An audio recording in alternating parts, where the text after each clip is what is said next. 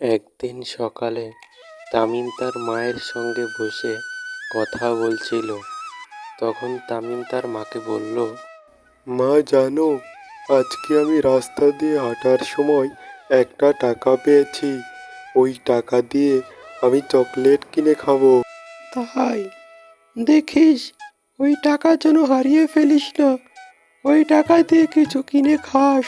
তামিম ভাবলো, এই টাকা দিয়ে সে কিছু কিনবে, নয়তো একটি ছোট গাড়ি, নয়তো একটা ছোট চকলেট।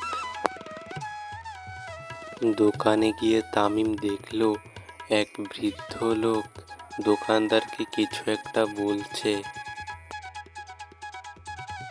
বাচ্চা, আমাকে একটুকু বিস্কুট দাও। আমার কাছে 1 টাকা কম আছে, আমি পরে দিয়ে দেব। দুঃখিত কাকা, আমি আর দিতে পারবো না।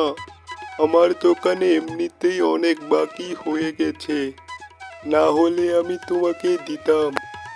তামিম বুঝে গেল তার 1 টাকার থেকেও বৃদ্ধার টাকার প্রয়োজন বেশি। কাকা, আপনি আমার থেকে এই 1 টাকা নিন, আর ওনাকে আপনি বিস্কুট দিন।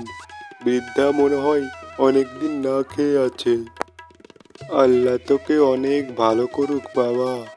এই ছোট্ট বয়সেও তুই আমাদের শিক্ষা শিখালি। তোর মতো মনদার ছেলে আমাদের গ্রামে আর একটাও নেই। তোর হাত যেন সব সময় খোলা থাকে বাবা।